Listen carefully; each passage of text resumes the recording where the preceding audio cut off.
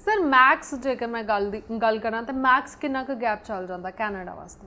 ਸੋ ਦੇਖੋ ਮੇਰੇ ਕੋਲ ਡਾਕਟਰ ਸਾਹਿਬ MBBS ਕੀਤੀ ਹੋਈ ਸੀ, ਉਹਨਾਂ ਨੂੰ 15 ਸਾਲ ਦਾ ਐਕਸਪੀਰੀਅੰਸ ਸੀ, ਉਹਨਾਂ ਦਾ ਵੀਜ਼ਾ ਆਇਆ। ਇੱਕ ਡੈਂਟਿਸਟ ਸੀ, ਉਹਨਾਂ ਨੂੰ 12 ਸਾਲ ਦੀ ਪ੍ਰੈਕਟਿਸ ਹੈਗੀ ਸੀ, ਉਹਨਾਂ ਦਾ ਵੀਜ਼ਾ ਆਇਆ।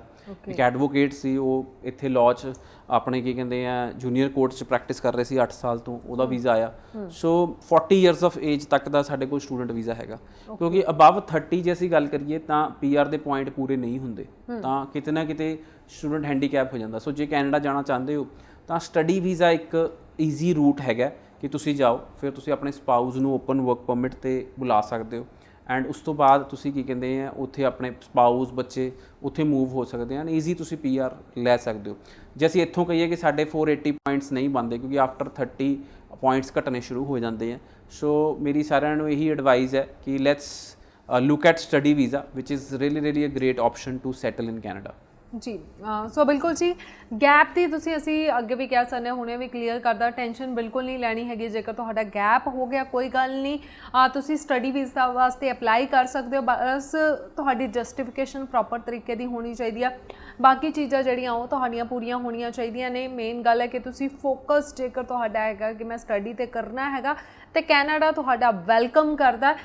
ਸੋ ਜਿਹੜੇ ਤਾਂ ਫਰੈਸ਼ ਪਾਸ ਆਊਟ ਬੱਚੇ ਹੈਗੇ ਨੇ ਜਾਂ 2-3 ਸਾਲ ਦਾ ਗੈਪ ਆ, ਉਹ ਤਾਂ ਕੈਨੇਡਾ ਵਾਸਤੇ ਉਹਨਾਂ ਨੂੰ ਤਾਂ ਅਸੀਂ ਇਨਵਾਈਟ ਕਰ ਹੀ ਰਹੇ ਹਾਂ। ਪਰ ਇਸ ਤੋਂ ਇਲਾਵਾ ਜੇਕਰ 10 ਸਾਲ 12 ਸਾਲ ਦਾ ਵੀ ਗੈਪ ਹੋ ਗਿਆ, 35 ਸਾਲ 40 ਸਾਲ ਵੀ ਤੁਹਾਡੀ ਏਜ ਹੋ ਗਈ ਆ, ਪਰ ਤੁਸੀਂ ਹੁਣ ਸੋਚ ਰਹੇ ਹੋ ਕਿ ਮੈਂ ਕਾਸ਼ ਆਪਣੇ ਟਾਈਮ 'ਚ ਕੈਨੇਡਾ 'ਚ ਜਾ ਕੇ ਸੈਟਲ ਹੋਇਆ ਹੁੰਦਾ, ਹੁਣ ਵੀ ਤੁਹਾਡੇ ਕੋਲ ਮੌਕਾ ਹੈਗਾ ਜੀ, ਹਜੇ ਵੀ ਦੇਰ ਨਹੀਂ ਹੋਈ।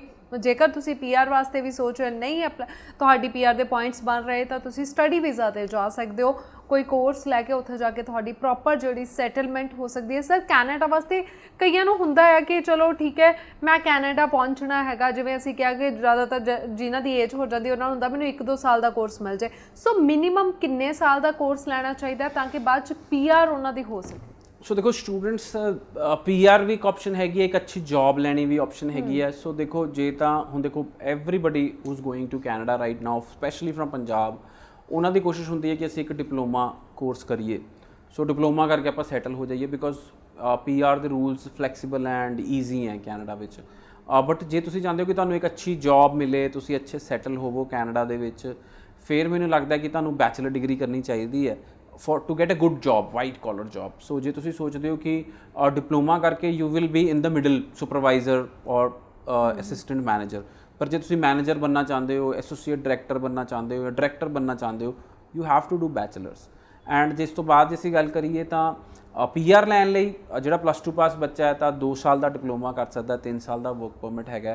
उहदे दौरान जे तुसी सुपरवाइजर की जॉब लै लैंदे हो तां you will B PR easily हो ही जाती है। जो बच्चे अच्छे परफॉर्म करते हैं, अच्छी इंग्लिश स्किल्स हैं, अच्छा कंप्यूटर चलाना जानते हैं, थोड़ा लोकल कम्यूनिटी फिट इन हो जाते हैं, तो उन्होंने PR ईजिली हो ही जाती है। क्योंकि मेरे इन्ने सारे बच्चे मैंने मिलते हैं, जिवें नायगरा कॉलेज जिथे भी मैं जाना, जिन्ने भी रेस्टोरेंट्स हैगे हैं उत्थे सारे बच्चे साडे भेजे हुए हैं और उत्थे ज़्यादातर बच्चे PR लै चुके हैं। कोई कंफर्ट इन दा मैनेजर है, कोई उत्थे माउंटेन होटल हैगा उहदा मैनेजर हैगा, कोई रैड लॉबस्टर दा मैनेजर है, कोई होर की कहते उत्थे एक कैफे हैगा उहदा भी की कहते हैं मैनेजर साडे स्टूडेंट ही हैगे जिहदी PR हो गई and they are very happy and they are settled there.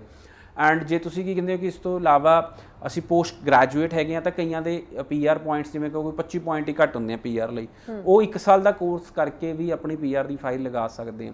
So depend ਕਰੇਗਾ ਰਿਕੁਆਇਰਮੈਂਟ ਕੀ ਹੈਗੀ, ਤੁਹਾਨੂੰ ਐਕਸਪੀਰੀਅੰਸ ਕਿੰਨਾ ਹੈਗਾ। ਜੇ ਤਾਂ +2 ਪਾਸ ਬੱਚੇ ਆ ਤਾਂ 2 ਇਅਰਸ ਡਿਪਲੋਮਾ ਤਾਂ ਮੈਂ ਸਾਰਿਆਂ ਨੂੰ ਗਾਈਡ ਹੀ ਕਰਾਂਗਾ। ਬਟ ਇਸ ਤੋਂ ਇਲਾਵਾ ਜੇ ਕਹਾਂਗਾ ਤਾਂ ਤੁਸੀਂ 4 ਸਾਲ ਦੀ ਬੈਚਲਰ ਜਾਂ 3 ਸਾਲ ਦੀ ਬੈਚਲਰ ਵੀ ਕਰ ਸਕਦੇ ਹੋ ਕੈਨੇਡਾ ਜਾ ਕੇ, which will also have a good effect on your career. ਜੀ ਸਰ, ਜਿਵੇਂ ਤੁਸੀਂ ਕਿਹਾ ਕਿ ਇੱਕ ਵਾਈਟ ਕਾਲਰ ਜੌਬਸ ਆਲਮੋਸਟ ਨਾ ਸਾਰਿਆਂ ਦਾ ਇਹੀ ਸੁਣਨ ਨੂੰ ਮਿਲਦਾ ਕਿ ਅਸੀਂ ਇੱਕ ਨੋਰਮਲ ਜਿਹਾ ਕੋਰਸ ਲੈ ਲੈਂਦੇ ਹਾਂ ਕਿਉਂਕਿ ਕੈਨੇਡਾ ਜਾ ਕੇ ਸਾਨੂੰ ਵਾਈਟ ਕਾਲਰ ਜੌਬਸ ਤਾਂ ਮਿਲਣੀਆਂ ਨਹੀਂ ਹੋ, ਹੈ ਨਾ, ਲਾਈਕ ਮਤਲਬ ਕਿ ਬਸ ਅਸੀਂ ਤਾਂ ਜਾ ਕੇ ਲੇਬਰ ਹੀ ਕਰਨੀ ਆ ਜਾਂ ਡੋਮੀਨੋਜ਼ 'ਤੇ ਕੰਮ ਕਰਨਾ ਜਾਂ ਕਿਤੇ। ਸੋ ਵਾਈਟ ਕਾਲਰ ਜੌਬ ਮਿਲਣੀਆਂ ਈਜ਼ੀ ਹੈਗੀਆਂ। ਉਹਦੇ ਲਈ ਐਜੂਕੇਸ਼ਨ ਕਰਨੀ ਜ਼ਰੂਰੀ ਹੈ। ਦੇਖੋ ਜੇ ਤੁਸੀਂ ਕੋਈ ਅੱਛੀ ਜੌਬ ਕਰਨਾ ਚਾਹੁੰਦੇ ਹੋ, ਆਪਾਂ ਇੱਥੇ ਵੀ ਜੇ ਅਸੀਂ ਵੀ ਕੋਈ ਅੱਛਾ ਇੰਪਲੋਈ ਰੱਖਦੇ ਹਾਂ ਤਾਂ ਅਸੀਂ ਜ਼ਰੂਰ ਚੈੱਕ ਕਰਦੇ ਹਾਂ ਕਿ ਉਹ ਬੈਚਲਰ ਹੋਵੇ ਜਾਂ ਮਾਸਟਰਸ ਹੋਵੇ। ਜਿਹੜਾ ਕੋਈ 12th ਪਾਸ ਹੋਏਗਾ ਜਾਂ ਜਿਹਨੇ ਡਿਪਲੋਮਾ ਕੀਤੀ ਹੋਏਗੀ, ਸਾਨੂੰ ਪਤਾ ਹੁੰਦਾ ਕਿ ਅਸੀਂ ਉਹਨੂੰ ਲੋਅਰ ਕੈਟਾਗਰੀ ਦੀ ਜੌਬ ਹੀ ਦੇ ਸਕਦੇ ਹਾਂ, ਉਹਨੂੰ ਅੱਛੀ ਜੌਬ ਨਹੀਂ ਦੇ ਸਕਦੇ। ਸੋ student same story goes in Canada also. ਜੇ ਤੁਸੀਂ ਅੱਛੀ ਜੌਬ ਕਰਨਾ ਚਾਹੁੰਦੇ ਹੋ, ਤੁਸੀਂ ਅੱਛਾ ਸੈਟਲ ਹੋਣਾ ਚਾਹੁੰਦੇ ਹੋ ਤਾਂ ਮੈਨੂੰ ਲੱਗਦਾ ਕਿ ਤੁਸੀਂ ਬੈਚਲਰ ਡਿਗਰੀ ਤੇ ਫੋਕਸ ਕਰੋ, ਮਾਸਟਰ ਡਿਗਰੀ ਤੇ ਫੋਕਸ ਕਰੋ, ਕਿਉਂਕਿ ਤੁਹਾਨੂੰ ਅੱਛੀ ਜੌਬਸ ਮਿਲੇਗੀ। ਜੇ ਤੁਸੀਂ ਪੋਸਟ ਗ੍ਰੈਜੂਏਟ ਲੈਵਲ ਦਾ ਡਿਪਲੋਮਾਸ ਵੀ ਕਰ ਰਹੇ ਹੋ ਤਾਂ ਉਹਦੇ 'ਚ ਚੰਗੇ ਨੰਬਰ ਲਵੋ। ਜੇ ਡਿਪਲੋਮਾ ਵੀ ਕੀਤਾ ਤਾਂ ਕਲਾਸ 'ਚ ਅਟੈਂਡੈਂਸ ਚੰਗੀ ਰੱਖੋ, ਤੁਹਾਡੇ ਪ੍ਰੋਫੈਸਰ ਹੀ ਤੁਹਾਨੂੰ ਅੱਛੀ ਜੌਬ ਲਵਾ ਸਕਦੇ ਆ।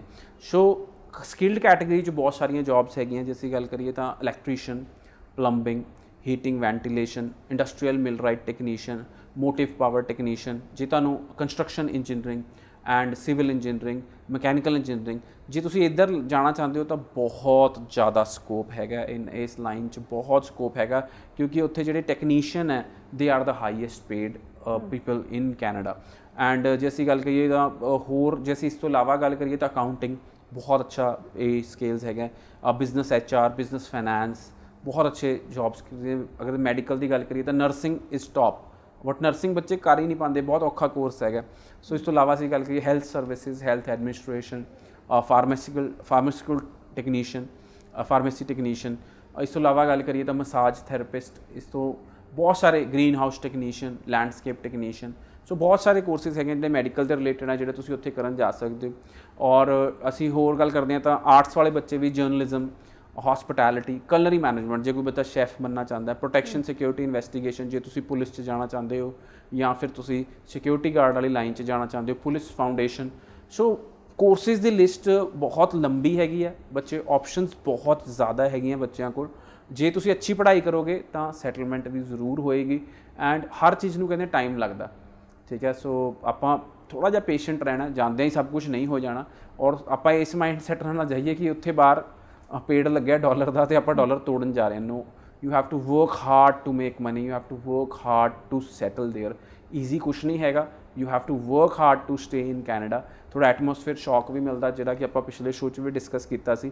ਸੋ ਜ਼ਰੂਰ ਸਟੂਡੈਂਟਸ ਆਪਾਂ ਇਸ ਚੀਜ਼ 'ਤੇ ਫੋਕਸ ਰੱਖੀਏ। ਔਰ ਬਹੁਤ ਹੀ ਕੀ ਕਹਿੰਦੇ ਆ, ਜਿਸਨੂੰ ਕਹੀਏ ਕਿ ਜ਼ਿੰਦਗੀ ਦਾ ਇੱਕ ਬਹੁਤ ਇੰਪੋਰਟੈਂਟ ਪਹਿਲੂ ਹੁੰਦਾ ਜਦੋਂ ਆਪਾਂ ਇਨੀਸ਼ੀਅਲੀ ਜਾਂਦੇ ਹਾਂ, ਔਰ ਉਹਦੇ 'ਚ ਜਿਹੜੀ ਸਟਰਗਲ ਹੈਗੀ ਆ ਉਹਨੂੰ ਆਪਾਂ ਸਰਵਾਈਵ ਕਰਨ ਦੀ ਕੋਸ਼ਿਸ਼ ਕਰੀਏ। ਬਿਲਕੁਲ ਜੀ। ਸੋ ਥੋੜ੍ਹਾ ਜਿਹਾ ਟਾਈਮ ਲੱਗਦਾ ਤੁਹਾਨੂੰ, ਇੱਥੋਂ ਵੀ ਤੁਸੀਂ ਕਿਸੇ ਦੂਸਰੀ ਸਿਟੀ 'ਚ ਜਦੋਂ ਸੈਟਲ ਹੋਵੋਗੇ ਉੱਥੇ ਵੀ ਤੁਹਾਨੂੰ ਸਟਰਗਲ ਫੇਸ ਕਰਨੀ ਪੈਂਦੀ। ਇੱਦਾਂ ਹੀ ਹੁਣ ਤੁਸੀਂ ਅਲੱਗ ਕੰਟਰੀ ਦੇ ਵਿੱਚ ਜਾ ਰਹੇ ਹੋ, ਇੱਥੇ ਤੁਸੀਂ ਚਾਹੇ ਸਾਡਾ ਜਿਹੜਾ ਪੰਜਾਬ ਦਾ ਸਟੂਡੈਂਟ ਖਾਸ ਕਰਕੇ ਉਹ ਚਾਹੇ ਗ੍ਰੈਜੂਏਸ਼ਨ ਕਰੇ, ਚਾਹੇ PG ਕਰ ਰਿਹਾ ਹੋਵੇ, ਤਾਂ ਵੀ ਆਪਣੇ ਜਦੋਂ ਕਾਲਜ ਆਉਂਦਾ ਤਾਂ ਘਰ ਆ ਕੇ ਮੰਮੀ ਰੋਟੀ ਬਣਾ ਕੇ ਖਵਾਉਂਦੇ ਨੇ ਉਹਨਾਂ ਨੂੰ। ਸੋ ਨਾਲ ਕੋਈ ਇਹ ਟੈਨਸ਼ਨ ਨਹੀਂ ਹੁੰਦੀ ਕਿ ਅਸੀਂ ਕੋਈ ਜੌਬ ਕਰਨੀ ਹੈ। ਸੋ ਬਾਹਰ ਜਾਣੇ ਆ, ਜੌਬ ਵੀ ਕਰਨੀ ਹੈ, ਪੜ੍ਹਾਈ ਵੀ ਕਰਨੀ ਹੈ, ਖਾਣਾ ਵੀ ਬਣਾਉਣਾ, ਬਹੁਤ ਸਾਰੀਆਂ ਚੀਜ਼ਾਂ ਤੁਹਾਨੂੰ ਸੈਟਲ ਕਰਨੀਆਂ ਪੈਂਦੀਆਂ। ਸੋ ਥੋੜ੍ਹਾ ਜਿਹਾ ਸਟਰਗਲ ਜਿਹੜਾ ਉਹ ਤੁਹਾਨੂੰ ਫੇਸ ਕਰਨਾ ਪੈਂਦਾ, ਪਰ ਥੋੜ੍ਹਾ 6 ਮਹੀਨੇ, ਸਾਲ, 2 ਸਾਲ ਵੀ ਤੁਸੀਂ ਫੋਕਸ ਕਰ ਲਓਗੇ, ਤੁਹਾਡਾ ਆਉਣ ਵਾਲਾ ਫਿਊਚਰ ਬਹੁਤ ਵਧੀਆ ਹੋਏਗਾ। ਸੋ ਬਿਲਕੁਲ ਇਹ ਇੱਥੋਂ ਸੋਚ ਕੇ ਨਹੀਂ ਜਾਣਾ ਕਿ ਕੋਈ ਗੱਲ ਨਹੀਂ ਜੀ, ਕਰਨੀ ਤਾਂ ਲੇਬਰ ਹੀ ਹੈ, ਸਾਨੂੰ ਤਾਂ ਲੇਬਰ ਹੀ ਮਿਲਣੀ ਹੈ। ਨਹੀਂ, ਵਾਈਟ ਕਾਲਰਸ ਜੌਬ ਜਿਵੇਂ ਸਰ ਨੇ ਕਿਹਾ ਮਿਲ ਸਕਦੀਆਂ ਨੇ ਜੇਕਰ ਤੁਸੀਂ ਆਪਣਾ ਚੰਗਾ ਪੜ੍ਹਾਈ 'ਤੇ ਫੋਕਸ ਕਰਦੇ ਹੋ। ਸੋ ਕੈਨੇਡਾ ਜਾਣਾ ਚਾਹੁੰਦੇ ਹੋ, ਨੰਬਰ ਲਗਾਤਾਰ ਲੈਂਡਮਾਰਕ ਇਮੀਗ੍ਰੇਸ਼ਨ ਦੇ ਫਲੈਸ਼ ਹੋ ਰਹੇ ਨੇ। ਮੈਂ ਹਮੇਸ਼ਾ ਹਰ ਸ਼ੋਅ 'ਚ ਕਹਿੰਦੀ ਹਾਂ ਕਿ ਜੋ ਆਥੋਰਾਈਜ਼ਡ ਨੇ ਉਹਨਾਂ ਦੇ ਥਰੂ ਹੀ ਤੁਸੀਂ ਆਪਣਾ ਵੀਜ਼ਾ ਅਪਲਾਈ ਕਰੋ। ਬਿਲਕੁਲ ਫਰਾਡ ਹੱਥਾਂ 'ਚ ਜਾਂ ਫਿਰ ਨਵੇਂ ਹੱਥਾਂ ਦੇ ਵਿੱਚ ਨਾ ਫਸੋ, ਤਾਂ ਕਿ ਤੁਹਾਡਾ ਪੈਸਾ, ਟਾਈਮ, ਫਿਊਚਰ ਜਿਹੜਾ ਉਹ ਵੇਸਟ ਨਾ ਹੋਵੇ। ਸੋ ਕੈਨੇਡਾ ਦੇ ਲਈ ਨੰਬਰ ਲੈਂਡਮਾਰਕ ਇਮੀਗ੍ਰੇਸ਼ਨ ਦੇ ਲਗਾਤਾਰ TV ਸਕਰੀਨ 'ਤੇ ਫਲੈਸ਼ ਹੋ ਰਹੇ ਨੇ। ਆਫਿਸ ਦੇ ਐਡਰੈਸ ਫਲੈਸ਼ ਹੋ ਰਹੇ ਨੇ, ਜੋ ਵੀ ਨੀਅਰ ਬਾਈ ਆਫਿਸ ਹੈ ਤੁਸੀਂ ਉੱਥੇ ਪਹੁੰਚ ਸਕਦੇ ਹੋ। ਸੋ ਸਰ ਸੈਮੀਨਾਰਸ ਬਾਰੇ ਵੀ ਆਪਾਂ ਦੱਸ ਦਿੰਦੇ ਹਾਂ। ਬਿਲਕੁਲ ਸੈਮੀਨਾਰ ਹੋਣ ਜਾ ਰਹੇ ਨੇ ਵੱਖ-ਵੱਖ ਸ਼ਹਿਰਾਂ 'ਚ। ਚੰਡੀਗੜ੍ਹ ਤੋਂ ਸਟਾਰਟ ਕਰਾਂਗੇ, ਹੋਟਲ ਅਰੋਮਾ 'ਚ ਸਾਡਾ ਸੈਮੀਨਾਰ ਹੈਗਾ। 9 ਜੂਨ ਨੂੰ ਸਾਡਾ ਸੈਮੀਨਾਰ ਹੈ ਅੰਮ੍ਰਿਤਸਰ 'ਚ ਹੋਟਲ HK ਕਲਾਰਕਸਨ 'ਚ। ਐਂਡ 10 ਜੂਨ ਨੂੰ ਸਾਡਾ ਸੈਮੀਨਾਰ ਹੋਣ ਜਾ ਰਿਹਾ ਜਲੰਧਰ ਹੋਟਲ ਮਾਇਆ 'ਚ। ਸੋ ਜ਼ਰੂਰ ਹਿੱਸਾ ਬਣੋ ਇਹਨਾਂ ਸੈਮੀਨਾਰਸ ਦਾ, ਤਾਂ ਕਿ ਤੁਹਾਨੂੰ 1-to-1 ਇਨਫੋਰਮੇਸ਼ਨ ਦੇ ਸਕੀਏ, ਸਾਨੂੰ 1-to-1 ਕਲੈਰਿਟੀ ਦੇ ਸਕੀਏ, ਔਰ ਤੁਹਾਨੂੰ ਦੱਸ ਸਕੀਏ ਕਿ ਕਿੱਦਾਂ ਕਿਹੜੇ ਕਾਲਜ ਦੀ ਕਿਹੜੀ ਰਿਕੁਆਇਰਮੈਂਟ ਹੈ, ਕਿੱਦਾਂ ਆਪਾਂ ਸਕਾਲਰਸ਼ਿਪ ਲੈ ਸਕਦੇ ਹਾਂ। ਸੋ ਡੈਫੀਨੇਟਲੀ ਸੈਮੀਨਾਰਸ ਨਾਲ ਇਹ ਜ਼ਰੂਰ ਹੁੰਦਾ ਕਿ ਸਟੂਡੈਂਟਸ ਨੂੰ ਇੱਕ ਕਲੈਰਿਟੀ ਹੋ ਜਾਂਦੀ ਹੈ। ਸਟੂਡੈਂਟਸ ਇੱਕ ਵਾਰੀ ਜਿਹੜਾ ਵੀ ਸੈਮੀਨਾਰ ਦਾ ਹਿੱਸਾ ਬਣਦੇ ਆ ਉਹਨਾਂ ਨੂੰ ਪਤਾ ਲੱਗਦਾ ਹੈ ਕਿ ਕੀ ਇਨਫੋਰਮੇਸ਼ਨ ਹੈ ਹਰ ਕਾਲਜ ਦੀ। ਕਾਲਜ ਨੂੰ ਨੁਮਾਇੰਦੇ ਨੂੰ ਡਾਇਰੈਕਟਲੀ ਮਿਲਣ ਦਾ ਮੌਕਾ ਮਿਲਦਾ। ਸੋ UK, ਆਸਟ੍ਰੇਲੀਆ, ਕੈਨੇਡਾ, USA ਤੋਂ, ਜਰਮਨੀ ਤੋਂ ਰਿਪਰੈਜ਼ੈਂਟੇਟਿਵ ਇਹਨਾਂ ਸੈਮੀਨਾਰ ਦਾ ਹਿੱਸਾ ਬਣਨਗੇ।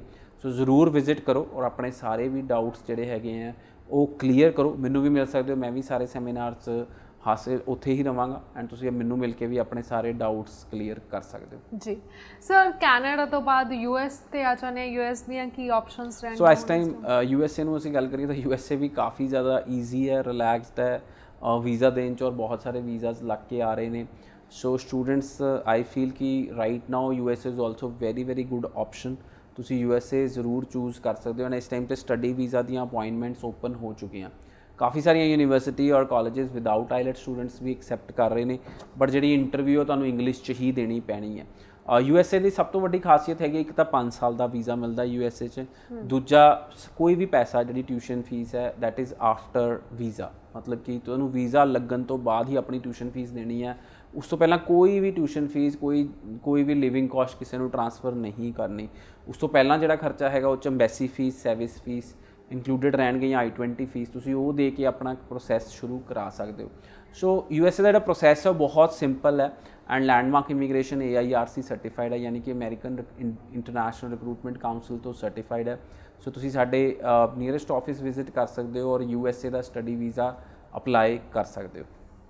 ਹਾਂ, ਸੋ ਬਿਲਕੁਲ ਜੀ ਸਰ ਨੇ ਆਪਸ਼ਨਸ ਦੱਸ ਹੀ ਦਿੱਤੀਆਂ ਹੈਗੀਆਂ ਨੇ US ਵਾਸਤੇ। ਸੋ ਸਰ ਬੱਚਾ ਇਹ ਸੋਚ ਲੈਂਦਾ ਕਿ US ਜਾਣਾ ਹੈਗਾ, ਮੈਨੂੰ ਲਾਈਕ ਮਤਲਬ ਕਿ IELTS ਕਰਨ ਦੀ ਜ਼ਰੂਰਤ ਨਹੀਂ ਹੈਗੀ, ਮੈਂ ਬਹੁਤ ਈਜ਼ੀ ਤਰੀਕੇ ਦੇ ਨਾਲ ਜਾ ਸਕਦਾ।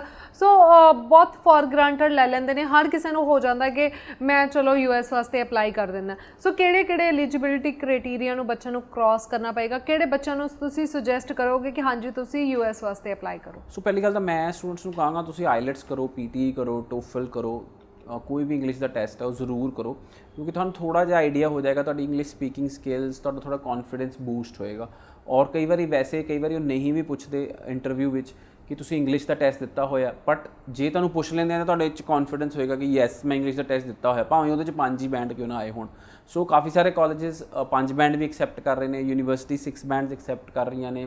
ਸੋ ਜੇ ਕੀ ਕਹਿੰਦੇ ਆ ਸਾਡੇ 'ਚ ਉਹ ਇੰਗਲਿਸ਼ ਟੈਸਟ ਦਿੱਤਾ ਹੋਏਗਾ, ਇੱਕ ਕੌਨਫੀਡੈਂਸ ਹੋਏਗਾ। ਸੋ ਮੇਰੀ ਸਾਰੇ ਸਟੂਡੈਂਟਸ ਨੂੰ ਐਡਵਾਈਜ਼ ਹੈ ਕਿ ਉਹ ਆਪਾਂ ਜ਼ਰੂਰ IELTS ਦਾ ਟੈਸਟ ਜਾਂ ਕੋਈ ਵੀ ਇੰਗਲਿਸ਼ ਦਾ ਟੈਸਟ ਦੇ ਕੇ ਹੀ ਆਪਾਂ ਅੰਬੈਸੀ 'ਚ ਜਾਈਏ ਇੰਟਰਵਿਊ ਦੇਣ। ਸੈਕੰਡਲੀ ਮੇਰੀ ਐਡਵਾਈਜ਼ ਇਹ ਰਹੇਗੀ ਕਿ ਜਿਹੜੇ ਫੰਡਸ ਹੈਗੇ ਆ USA 'ਚ I-20 ਲਈ ਚਾਹੀਦੇ ਉਹ ਜੈਨੂਇਨ ਹੋਣ। ਜਦੋਂ ਤੁਸੀਂ ਆਪਣੇ ਫੰਡ ਸ਼ੋਅ ਕਰੋ ਤਾਂ ਕਿ ਤੁਹਾਨੂੰ ਕੀ ਕਹਿੰਦੇ ਆ, ਕਿਉਂਕਿ ਫਾਈਨੈਂਸ਼ੀਅਲ ਜ਼ਰੂਰ ਚੈੱਕ ਕਰਦੇ ਆ US embassy if they have to give you visa. ਕਿਉਂਕਿ ਨਾਰਮਲੀ ਕੀ ਹੁੰਦਾ ਕਿ ਆਪਾਂ ਕਹਿੰਦੇ ਹਾਂ ਕਿ ਕਿਸੇ ਤੋਂ ਫੰਡ ਸ਼ੋਅ ਕਰਾ ਲਈਏ, ਸੋ ਉਹ ਚੀਜ਼ਾਂ US 'ਚ ਬਿਲਕੁਲ ਨਹੀਂ ਚੱਲਦੀਆਂ। ਤੁਸੀਂ ਦੇਖਿਆ ਹੀ ਇਸ ਟਾਈਮ ਆਸਟ੍ਰੇਲੀਆ ਨੇ ਵੀ ਆਪਣੇ ਦਰਵਾਜ਼ੇ ਬੰਦ ਕਰਦਾ ਜਾ ਰਿਹਾ, ਟਫ ਹੁੰਦਾ ਜਾ ਰਿਹਾ, ਔਰ UK ਵੀ ਚੇਂਜਸ ਲਿਆ ਰਿਹਾ ਆਪਣੇ ਸਟੱਡੀ ਵੀਜ਼ਾ ਸਿਸਟਮ 'ਚ। ਸੋ ਮੇਰੀ ਸਾਰਿਆਂ ਨੂੰ ਇਹੀ ਐਡਵਾਈਜ਼ ਹੈ ਕਿ ਇੱਕ ਜੈਨੂਇਨ ਤਰੀਕੇ ਤੁਸੀਂ ਫੰਡਸ ਆਪਣੇ ਸ਼ੋਅ ਕਰੋ ਜੇ ਤੁਸੀਂ ਆਪਣੀ USA ਦੀ ਵੀਜ਼ਾ ਲੈਣ ਜਾ ਰਹੇ ਹੋ। ਸੈਕੰਡਲੀ USA ਦੀ ਇੰਟਰਵਿਊ ਨੂੰ ਆਪਾਂ ਹਊਆ ਬਣਾ ਲੈਂਦੇ ਹਾਂ, ਆਪਾਂ ਬਹੁਤ ਨਰਵਸ ਹੋ ਜਾਂਦੇ ਹਾਂ ਜਦੋਂ US ਦੀ ਇੰਟਰਵਿਊ ਆਉਂਦੀ ਹੈ, ਔਰ ਕਈ ਵਾਰੀ ਬੱਚੇ ਕੋਈ ਜਵਾਬ ਹੀ ਨਹੀਂ ਦੇ ਪਾਉਂਦੇ, ਬਲਕਿ ਕਈ ਵਾਰੀ ਬੱਚੇ ਤਾਂ ਆਪਣਾ ਨਾਮ ਵੀ ਨਹੀਂ ਦੱਸ ਪਾਉਂਦੇ। ਸੋ ਓਨੈਸਟਲੀ ਜੋ ਵੀ ਓਨੈਸਟਲੀ ਤੁਸੀਂ ਜਵਾਬ ਦੇਣਾ ਚਾਹੁੰਦੇ ਹੋ ਉਹ ਬਿਲਕੁਲ ਓਨੈਸਟਲੀ ਆਪਣੇ ਜਵਾਬ ਦਿਓ ਔਰ USA 'ਚ, ਔਰ ਬਿਲਕੁਲ ਤੁਹਾਡੇ ਫੰਡਸ ਤੁਹਾਡੇ ਪੇਰੈਂਟਸ ਸ਼ੋਅ ਕਰ ਰਹੇ ਹੈ, ਤੁਹਾਡੇ ਅੰਕਲ ਸ਼ੋਅ ਕਰ ਰਹੇ ਹੈ, ਤੁਹਾਡੀ ਆਂਟੀ ਸ਼ੋਅ ਕਰ ਰਹੇ ਹੈ, ਉਹਦੇ ਬਾਰੇ ਤੁਸੀਂ ਕਲੈਰਿਟੀ ਦਿਓ।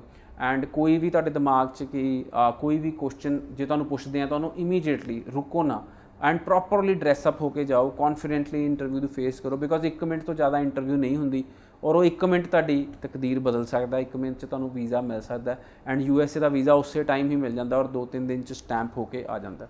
ਜੀ, so thank you so much sir. Thank you so much.